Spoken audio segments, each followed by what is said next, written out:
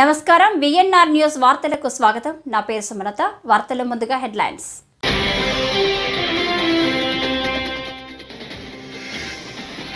YCP పాలనలో CM చంద్రబాబుని ఎన్ని అవమానాలకు గురి చేశారో హోంమంత్రి వంగలపూడి అనిత.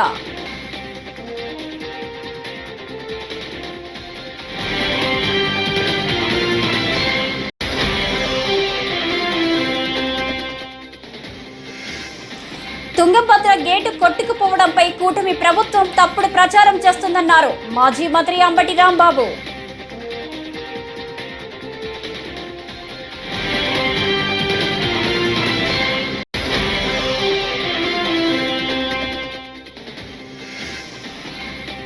షాప్లో అక్రమాలపై విచారణ చేపడతాం, మంత్రి మండిపల్లి వార్నింగ్.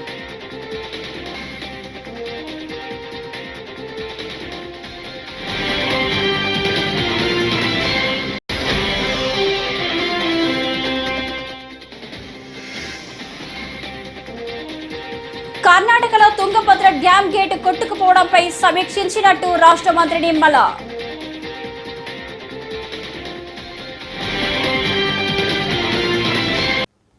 ఇక డీటెయిల్స్ చూస్తే, వైసీపీ పాలనలో సీఎం చంద్రబాబుని ఎన్ని అవమానాలకు గురి చేశారో గుర్తుకు వస్తే మనసుకు బాధ కలుగుతుందని హోంమంత్రి వంగలపూడి అనిత అన్నారు.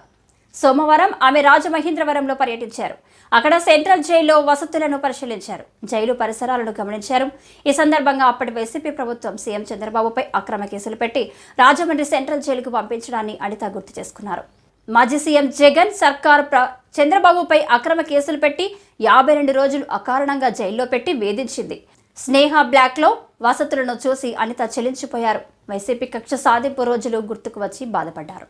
భద్రత కల్పించేటట్టుగా మేము కూడా సమాయత్తం అవుతాం. అట్ ద సేమ్ టైం వాళ్ళందరికీ కూడా సహకరిస్తాం. ఎందుకంటే బయట అవుట్ సోర్సింగ్ పనిచేసే వాళ్ళకే ఆరోగ్య భద్రత ఉంటూ ఇన్ని ల్యాక్స్ అని చెప్పి ఉంటుంది. బట్ విషయం ఏంటంటే ఇంత సర్వీస్ చేస్తూ ఉన్న వీళ్ళకి ఆరోగ్య భద్రత లేకపోవడం నిజంగా ఈ రోజు మా దృష్టికి వచ్చింది. డెఫినెట్ గా మేము దాని మీద సీరియస్ గా తీసుకుని వాళ్ళకి ఆరోగ్య భద్రత కల్పించే దిశలో మేము ముందుకెళ్తామండి. అదేవిధంగా వాళ్ళ ఈఎల్స్ గురించి అన్ని కష్టాల గురించి చెప్పారు. కంపల్సరిగా ఈ గవర్నమెంట్ ఏదైతే ఉందో ఈ గవర్నమెంట్ అన్ని పోలీస్ శాఖ విషయంలో జైలు సిబ్బంది కానీ ఫైర్ సిబ్బంది కానీ వీళ్ళందరికీ కూడా ఫెసిలిటీస్ కల్పించి వాళ్ళతో పనిచేయాలని దృక్పథంతోనే గవర్నమెంట్ కూడా ఉంది. ఇందులో విషయం ఏంటంటే నిజంగా ఒక నేను లోపలికి వెళ్ళేసరికి వన్ ఆఫ్ ద మూమెంట్ లో కొంచెం ఎమోషనల్ కూడా అయ్యా. ఎక్కడ వెళ్ళి అయ్యానంటే స్వప్న బ్లాక్, స్నేహ బ్లాక్, అది కూడా ఒక్కసారిగా కొంచెం ఇబ్బంది పడే పరిస్థితి వచ్చింది. స్నేహ బ్లాక్ దగ్గరికి వెళ్ళేసరికి లోపలికి వెళ్ళి చూసాము. ఆ ఫెసిలిటీస్ అన్ని అక్కడ అన్ని చూసాం. కాకపోతే 53 రోజులు మా నాయకుడు ఏ నేరము చేయకుండా 53 రోజులు ఆ స్నేహ బ్లాక్ లో ఉండడం అన్నది నిజంగా ఆ సిచ్యువేషన్ చూసేసరికి నిజంగా మేమందరం కూడా చాలా ఎమోషనల్ గా ఫీల్ అవ్వాల్సిన పరిస్థితి వచ్చింది. బట్ అదే అంటారు కదా, రోజులన్నీ ఒకలా ఉండు. ఈరోజు అదే బ్లాక్ మేము కూడా విజిటర్స్ కింద వెళ్ళాం. అది బ్యూటీ ఆఫ్ డెమోక్రసీ. వాసు గారిని కూడా తీసుకెళ్లి ఏ బ్లాక్ లో పెట్టారు? స్నేహ బ్లాక్ రూమ్ నెంబర్ 11 లో పెట్టారు. ఆయన చూసుకున్నారనమాట. ఈ బ్లాక్ లో నేను ఉన్నాను, నన్ను పెట్టారు ఈ బ్లాక్ లో కూడా నన్ను. అంటే ఓవరాల్ గా అయిపోయిందంటే బ్యూటీ ఆఫ్ డెమోక్రసీ అదే. సో ఈ రోజు అదే జైలు దగ్గరికి విజిటర్ గా మేము అక్కడికి వెళ్లి చూసి వాళ్ళ పరిస్థితులు చూసుకుని వచ్చే పరిస్థితి వచ్చింది. కానీ ఒకటేంటంటే ఒకటే చెప్తాను, రాజకీయాల తర్వాత ఉన్నైనా మాట్లాడుకోవచ్చు, కానీ ఏ రోజు కూడా తప్పు చేయని వాడు అన్నది వాడు ఎవరు కూడా అందులోకి వెళ్లే పరిస్థితి రాకూడదు. అదే మేము అందరం కూడా కోరుకుంటున్నాం. కానీ అన్ని కూడా ముందుంటాం. ఇంకొక విషయం చెప్పాలండి, లాస్ట్ టైం వైజాగ్ నేను సెంట్రల్ ప్రెసిడెంట్ విజిట్ చేసినప్పుడు ఇంచుమించుగా 11 నెలల వరకు ఫుడ్ బిల్స్ కూడా ఆ రోజుకి ఇవ్వలే. 11 నెలల ముందు నుంచి ఫుడ్ బిల్స్ కూడా ఇవ్వలే. రీసెంట్ గా మా గవర్నమెంట్ వచ్చిన తర్వాత ఈ ఖైదీలకి సంబంధించిన ఫుడ్ బిల్స్ అన్ని కూడా క్లియర్ చేసి ఈరోజు మొత్తం అంతా కూడా స్ట్రీమ్ లైన్ లో పెట్టాల్సిన. Shop sports authority of Andhra Pradesh లో అక్రమాలపై విచారణ చేపడతామని క్రీడల శాఖ మంత్రి మండపల్లి రాంప్రసాద్ రెడ్డి వార్నింగ్ ఇచ్చారు. జగన్ ప్రభుత్వంలో 120 కోట్లకు ఆడదాం ఆంధ్ర కోసమని 40 రోజుల్లోనే ఖర్చు పెట్టి అవినీతి అక్రమాలకు పాల్పడ్డారని ఆరోపించారు. వైసీపీ ప్రభుత్వంలో జరిగిన అవినీతి అక్రమాలపై ఆధారాలను సేకరిస్తున్నామని, దీనిపై విచారణ చేపడతామని హెచ్చరించారు. ముఖ్యమంత్రి వర్యులు నారా చంద్రబాబు నాయుడు గారి సమక్షంలో ఈరోజు క్రీడా శాఖపై రివ్యూ జరుగుతూ ఉంది. ఈరోజు ఈ రివ్యూలో ముఖ్యంగా ఏవైతే కార్యక్రమాలు చేపడితే రాబోయే 5 సంవత్సరాల్లో క్రీడాపరంగా ఈ రాష్ట్రాన్ని ముందుకు తీసుకొని పోయే విధంగా చర్యలు తీసుకునేదానికి ఆ కార్యక్రమం ఏర్పాటు చేశాం. మా దృష్టికి వచ్చిన అంశాలు, అలాగే ఏ చర్యలు తీసుకుంటే ఈ ఆంధ్రప్రదేశ్ను వచ్చే 5 సంవత్సరాల్లో స్పోర్ట్స్ హబ్గా తయారు చేసుకునేదానికి ప్రయత్నంగా మేము చేపడుతున్నాం. ముఖ్యంగా ఈ రాష్ట్రంలో గల్లీ నుంచి హెడ్ క్వార్టర్స్ వరకు ఎక్కడైతే ప్రోగ్రామ్స్ ఇంప్లిమెంట్ చేస్తామో తూచా తప్పకుండా ఏ విధమైన సమస్యలు లేకుండా క్రీడాకారులకైతేనే అక్కడ ఇన్ఫ్రాస్ట్రక్చర్ ఏ విధంగా ఏర్పాటు చేస్తే మంచి జరుగుతుందో అవన్నీ దృష్టిలో పెట్టుకొని మా ప్రిన్సిపల్ సెక్రటరీ గారు అయితేనే విసిఎండితో అందరితో మాట్లాడుకొని మేము పవర్ పాయింట్ ప్రజెంటేషన్ ఇచ్చేదానికి ముఖ్యమంత్రి గారి దృష్టికి కొన్ని విషయాలు తీసుకొని పోతాం. దానిలో ముఖ్యంగా క్రీడా వికాస్ కేంద్రాలు అయితేనే, అలాగే గ్రామ స్థాయిలో క్రీడలు ప్రోత్సహించాలంటే, నాణ్యమైన క్రీడలు ఇవ్వాలంటే ప్రజలకు, అక్కడ ఉన్న క్రీడాకారులకు అక్కడ ఏర్పాటు చేయబోయే గ్రౌండ్స్ విషయం అయితేనే, ఇన్ఫ్రాస్ట్రక్చర్ విషయం అయితేనే చర్చించాము. ఇంకా ఈ రాష్ట్రంలో గత 5 సంవత్సరాల నుంచి జరిగిన అవినీతి కార్యక్రమాలు మీ అందరికీ తెలుసు. సుమారు 120 కోట్ల రూపాయలను ఆడుదాం ఆంధ్ర అనే కార్యక్రమానికి కేవలం 40 రోజుల్లోనే ఖర్చు పెట్టి ఈ రాష్ట్ర పరువును బజారు పాలు చేసిన ఆనాటి ప్రభుత్వం యొక్క దుశ్చర్యలు అనుకోండి, ఆ ప్రభుత్వంలో వాళ్ళు తిన్న డబ్బును విషయంలో కూడా. తుంగభద్ర గేటు కొట్టుకుపోవడంపై కూటమి ప్రభుత్వం తప్పుడు ప్రచారం చేస్తుందన్నారు మాజీ మంత్రి అంబటి రాంబాబు.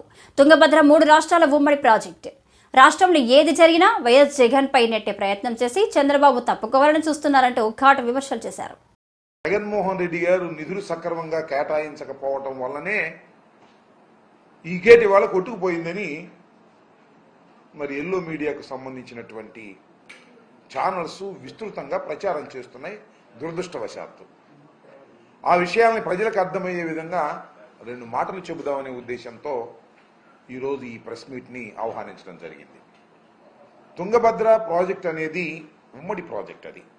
అది కర్ణాటక, ఆంధ్రప్రదేశ్, కొద్దిగా తెలంగాణ, ఈ 3 రాష్ట్రాలకి సంబంధించినటువంటి ఉమ్మడి ప్రాజెక్ట్. దీని నిర్వహణకి తుంగభద్ర బోర్డు ఉంటుంది. కర్ణాటక, మనము, దానితో పాటు సిడబ్ల్యూసి, సెంట్రల్ వాటర్ కమిషన్, వారు కూడా 3 రాష్ట్రాలకి సంబంధించినటువంటి ప్రాజెక్ట్ కాబట్టి నిర్వహణలో వారు బాధ్యత తీసుకుంటారు. చైర్మన్గా వారు ఉంటారు. ఇది దాని కన్స్ట్రక్షన్. దానికి సంబంధించి దానిలో ఒక గేటు కొట్టుకుపోతే అది జగన్మోహన్ రెడ్డి గారి సైడ్ ఎఫెక్ట్ అని, జగన్మోహన్ రెడ్డి గారి వల్లే కొట్టుకుపోయిందని ఇలాంటి దుష్ప్రచారం చేసేటటువంటి కార్యక్రమం చేయటం చాలా దురదృష్టకరమని ఈ సందర్భంగా నేను చెప్పదలుచుకున్నా. ఏది జరిగినా అది జగన్మోహన్ రెడ్డి గారి అకౌంట్లో వేసేసి తప్పుకోవాలని చంద్రబాబు నాయుడు గారు, తెలుగుదేశం ప్రభుత్వం, ఎల్లో మీడియా ప్రయత్నం చేయటం అనేది దుర్మార్గమైనటువంటి అంశం. ఇదే విధంగా మరి జగన్మోహన్ రెడ్డి గారి టైంలో పులిచింతల 16వ గేటు కొట్టుకుపోతే వితిన్ 20 డేస్లో దాన్ని రిపేర్ చేసేసి ఏర్పాటు చేసి నీరు కిందకు పోకోకుండా ఆపడం జరిగిందనే విషయాన్ని మర్చిపోయారు. అప్పుడు కూడా చాలా బురదరాత రాసేటటువంటి కార్యక్రమం చేశారు. జగన్మోహన్ రెడ్డి గారి వాళ్ళే కొట్టుకుపోయింది. అది కొత్త ప్రాజెక్టు. వాస్తవానికి కాంట్రాక్టర్ లోపం వలన, చంద్రబాబు నాయుడు గారికి కాంట్రాక్టర్కి మధ్య ఉన్నటువంటి లాలూచి వలన ఫండ్స్. కర్ణాటకలో తుంగభద్ర డ్యాం గేటు కొట్టుకుపోవడంపై ఏపీ సీఎం చంద్రబాబు సమీక్షించినట్టు రాష్ట్ర జలవనరుల శాఖ మంత్రి నిమ్మల రామానాయుడు తెలిపారు. సీఎం ఆదేశాలతో ఘటనా స్థలానికి ఇంజనీర్ల బృందం, సెంట్రల్ డిజైన్ కమిషనర్ వెళ్లారని మంత్రి చెప్పారు. లోతట్టు ప్రాంత ప్రజలను అప్రమత్తం చేయాలని కలెక్టర్లను ఆదేశించామన్నారు. కౌతాలం, కోస్గి, మంత్రాలయం, నందవరం ప్రాంతాల ప్రజలు అప్రమత్తంగా ఉండాలని కోరారు. శ్రీశైలం సాగర్, పులిచింతల ప్రాజెక్టుల అధికారులకు ఈ మేరకు ఆదేశాలు జారీ చేశామన్నారు. 105 టీఎంసీల నీటి నిల్వ సామర్థ్యం కలిగినటువంటి తుంగభద్ర ప్రాజెక్టుకి సంబంధించినటువంటి మొత్తం 33 గేట్లలో 19వ గేటు రాత్రి సుమారు 11 గంటల సమయానికి కొట్టుకుపోయినటువంటి పరిస్థితుల్లో మన ముఖ్యమంత్రి చంద్రబాబు నాయుడు గారు వెంటనే స్పందించి వెంటనే జలవనరుల శాఖ మంత్రిగా నాతో, అదేవిధంగా మా కార్యదర్శి, మా ఈఎన్సీ ఇంజనీరింగ్ అధికారులందరితోటి కూడా ఆయన సమీక్ష జరిపి కర్ణాటక అధికారులతోటి మరి సమన్వయం ఎప్పటికప్పుడు చేసుకుంటూ అందులో భాగంగా పర్టికులర్గా ఏదైతే ఈ యొక్క గేట్స్ అమరికలో అత్యంత నిపుణత కలిగినటువంటి కన్నమనాయుడు గారు మొన్న పోలవరం ప్రాజెక్టులో ఆ గేట్ల అమరికలో కూడా ఆయన కీలకంగా వ్యవహరించిన వ్యక్తి. ఆ కన్నం నాయుడు గారి యొక్క సారథ్యంలో ఏదైతే మన రాష్ట్రానికి సంబంధించినటువంటి యొక్క సెంట్రల్ డిజైనింగ్ ఆర్గనైజేషన్ ఏదైతే ఉందో ఆ సిఈ, ఎస్సీ, ఈఈలు వీరందరూ కూడా ఒక బృందంగా ఏర్పడి వెంటనే ఆ కొట్టుకుపోయినటువంటి గేట్కి పునర్నిర్మాణం చేయాలని చంద్రబాబు నాయుడు గారు ఇచ్చిన ఆదేశాలని ఇమ్మీడియట్లీ అమలు చేసుకుంటూ వస్తూ ఉన్నాం.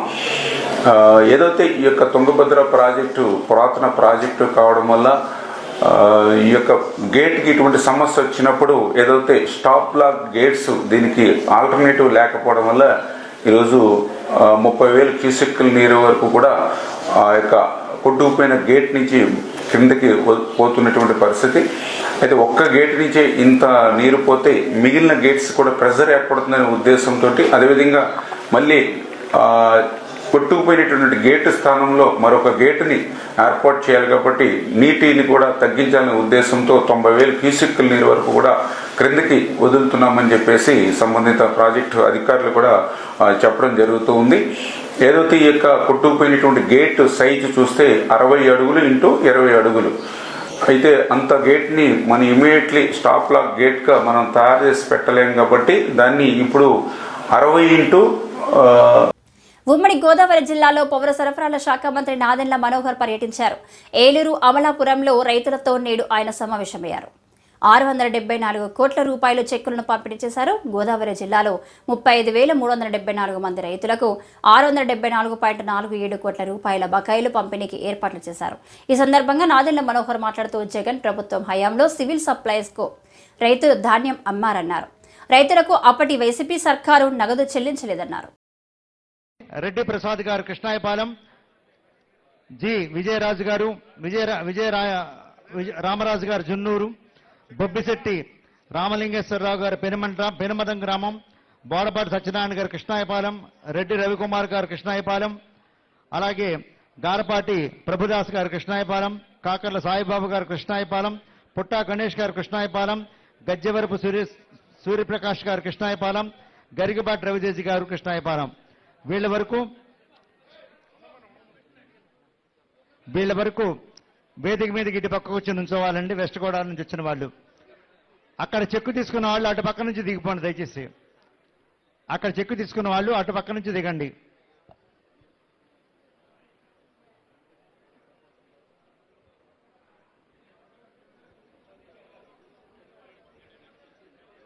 అలాగే vote of thanks by Srimathi P Dhatri Reddy గారు, జాయింట్ కలెక్టర్ ఏలూరు. ఏమన్నా అందరూ కూడా కిందకు వచ్చేయండి. చెక్కు తీసుకున్న వాళ్ళకి కిందకు వచ్చేయండి రైతులు. అలాగే వెస్ట్ గోదావరి వారు ముందుకు వెళ్ళండి. సార్ బాబు అటు తప్పుకోండి. ఇక్కడ వెస్ట్ గోదావరి రెడ్డి ప్రసాద్ గారు కృష్ణాయపాలెం, అలాగే విజయరామరాజు గారు జున్నూరు గ్రామం,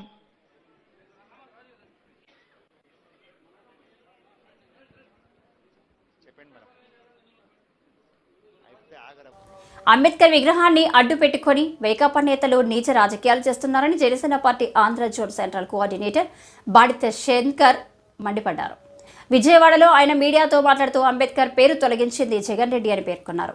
చంద్రబాబు, పవన్ కళ్యాణ్, లోకేష్, సుజనా చౌదరిపై వైకాపా నేతలు మరోసారి అవాకులు చవాకులు పేలితే రోడ్డు మీద ఎలా తిరుగుతారో చూస్తామన్నారు.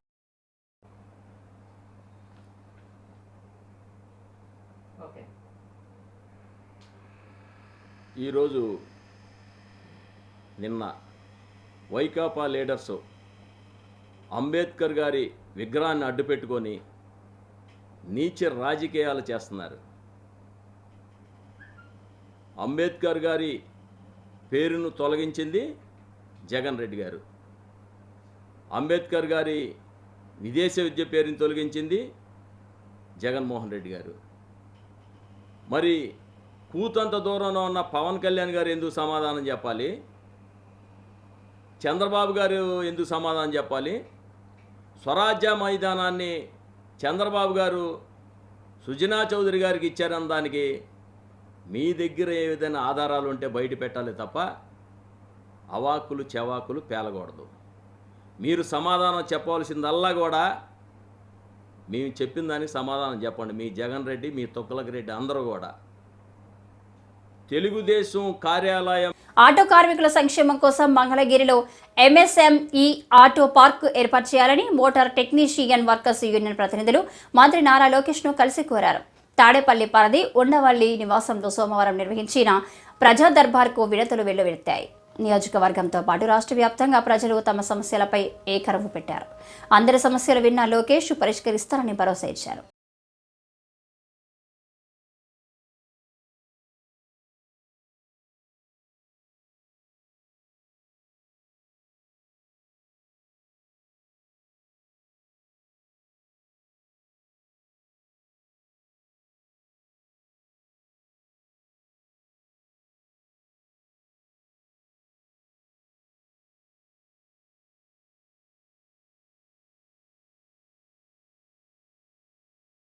నకిలీ మిర్చి విత్తనాల బారిన పడి నష్టపోయిన రైతాంగాన్ని తక్షణమే ఆదుకోవాలని ఏపీ రైతు సంఘం పల్నాడు జిల్లా ప్రధాన కార్యదర్శి ఏపూరి గోపాలరావు డిమాండ్ చేశారు.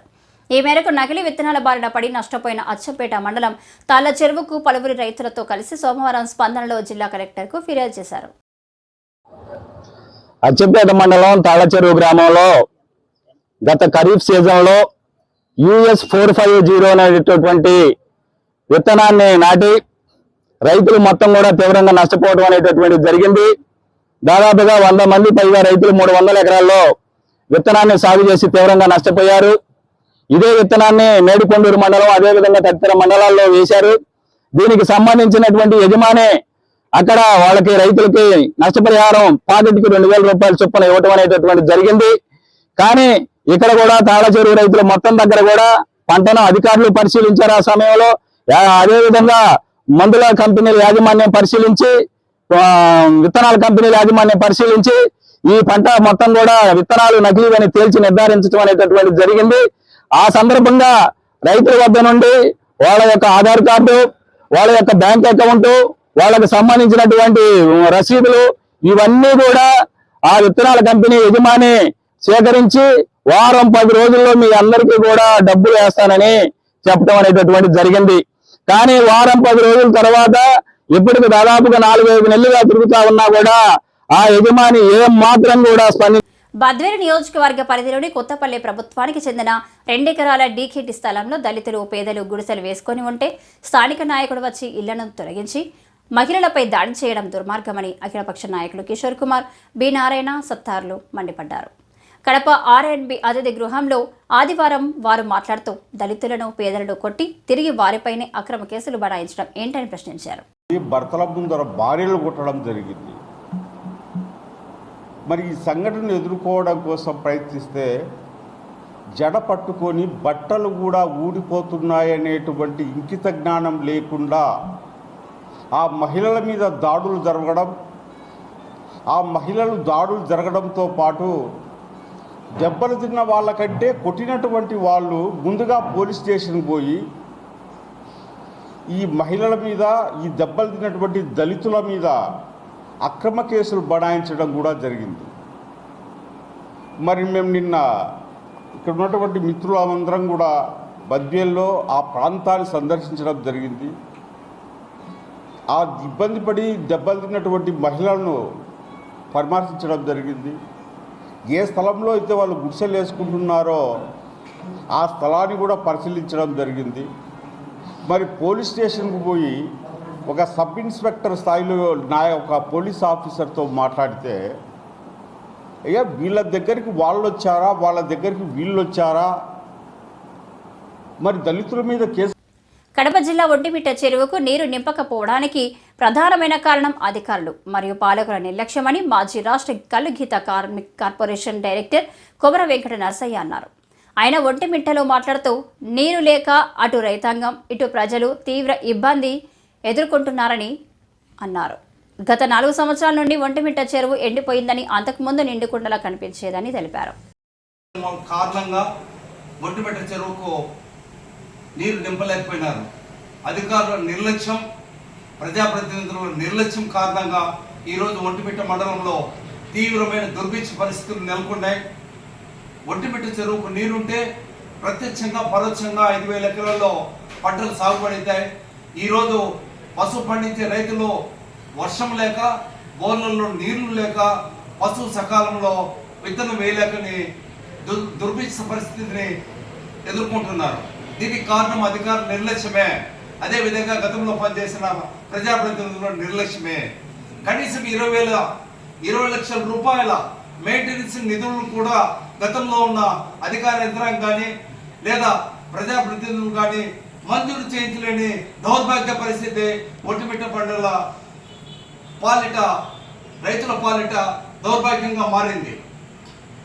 గతంలో జరిగిన వాటిని చెప్పుకుంటూ పోతే ఎన్నో వైఫల్యాలు ఉన్నాయి. అవన్నీ వాటి పోదలుచుకోలేదు. ముఖ్యంగా నిన్నటి దినం జిల్లా అధ్యక్షులు గౌరవనీయులు శ్రీ జగన్మోహన్ రాజు గారి దృష్టికి ఒక వారం కింద తీసుకెళ్ళాం. అదేవిధంగా నిన్న కూడా మేము తీసుకెళ్లడం జరిగింది. ఒంటిమిట్ట చెరువులో నీరు లేకుండా పోవడం వల్ల మండలంలో ఎదుర్కొంటున్న దుర్భిక్ష పరిస్థితుల గురించి ఆయనకు వివరించడం జరిగింది. ఆయన వెంటనే స్పందించి జిల్లా కలెక్టర్ గారికి ఫోన్ చేసి ఆంధ్రప్రదేశ్లోని ఓర్వకల్లు, దగదర్తి, నాగార్జునసాగర్, కుప్పంలో ఎయిర్పోర్టులను త్వరలో నిర్మిస్తామని కేంద్ర మంత్రి కింజారపు రామ్మోహన్ నాయుడు ప్రకటించారు. వీటితో పాటు తెలంగాణలో కూడా కొత్త ఎయిర్పోర్టులను నిర్మిస్తామని స్పష్టం చేశారు. దేశవ్యాప్తంగా చాలా ఎయిర్పోర్టులను త్వరలో పూర్తి చేయనున్నామని రామ్మోహన్ నాయుడు వెల్లడించారు. రామ్మోహన్ నాయుడు ఆదివారం నాడు విజయనగరంలో పర్యటించారు. పలు అభివృద్ధి పనుల్లో మంత్రి పాల్గొన్నారు. ఈ సందర్భంగా మీడియాతో రామ్మోహన్ నాయుడు మాట్లాడుతూ ఉత్తరాంధ్ర రూపురేఖలు మార్చే శక్తి భోగపురం ఎయిర్పోర్టుకి ఉందని తెలిపారు. 2026 జూన్ నెలలోపు ఎయిర్పోర్టు ప్రారంభించాలని నిర్ణయించుకున్నామని అన్నారు.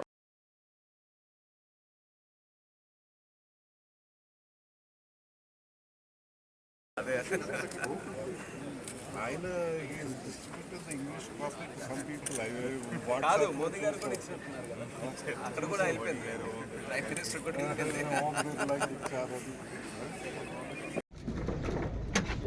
ఉత్తరాంధ్రకి అభివృద్ధికి సంబంధించి అతి కీలకమైనటువంటి భోగాపురం ఎయిర్పోర్ట్ ప్రాజెక్టు రాష్ట్ర ప్రభుత్వం కానీ కేంద్ర ప్రభుత్వం కానీ అనుకున్న సమయం కంటే త్వరగానే పూర్తి చేయాలన్నటువంటి లక్ష్యంతో ఈ రెండు ప్రభుత్వాలు ఏర్పడిన తర్వాత టాప్ ప్రయారిటీగా ఈ ప్రాజెక్టును తీసుకోవడం జరిగింది.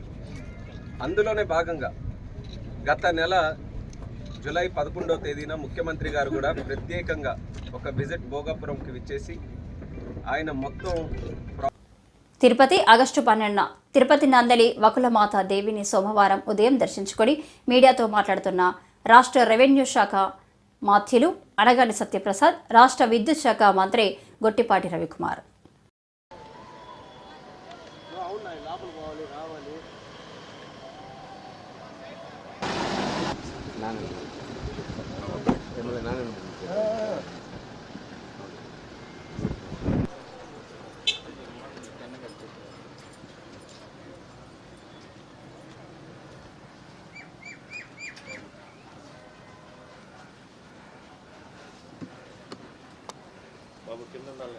స్టెప్స్కి దాట ముందుగా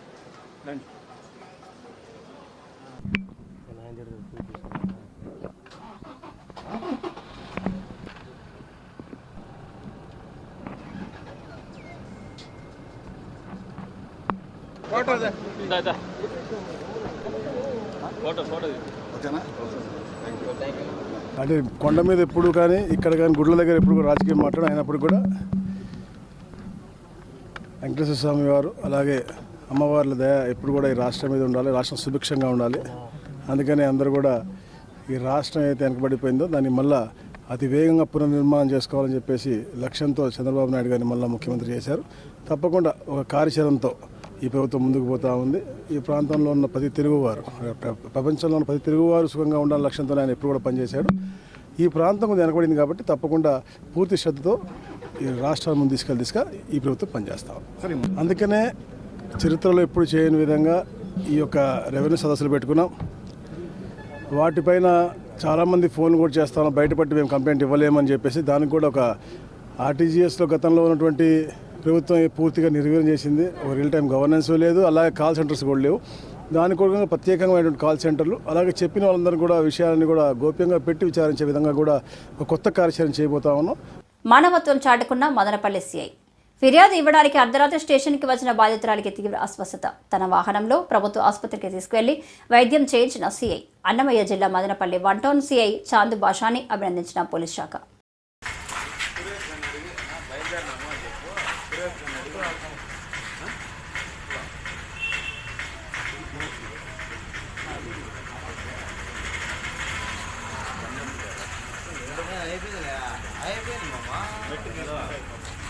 ఈ వార్త ఇంతటితో సమాప్తం. నమస్కారం.